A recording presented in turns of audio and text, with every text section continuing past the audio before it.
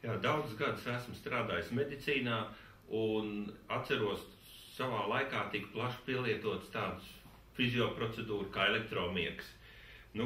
Paldies Dievam, mūsdienu tehnoloģijas ir gājušas priekšu un ir izveidotas līdzīgas, daudz efektīvākas, varētu teikt, praktiskākas lietas. Un viens no tādiem piemēriem jūs varat redzēt ir pulse egg, kas būtībā atdarīja šo elektromiegu. Pulse egg ir viens no tiem variantiem, kad mēs varam saņemt palīdzību tieši tā, kā mēs vēlamies.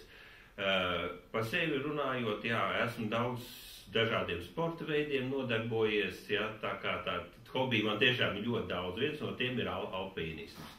Un patiesībā tā ir tā situācija, kad ir daudz dažādas smagi mirkļi, kuri jāpārvar, tā ir diezgan liels fizisks slodze. Un pēc tās fiziskās slodzes parasti arī pēc smagiem treniņiem bieži vien ir grūti nomierināties, grūti aizmigt. Un tas ir viens no tādiem variantiem, kur mēs uzreiz bez medikamentozes iedarbības varam saņemt palīdzību un pulse egg mums palīdz nomierināties. Runājot par kalniem, lielā augstumā, virs 6 km, vienmēr ir problēmas ar atjaunošanos un cilvēku organisms.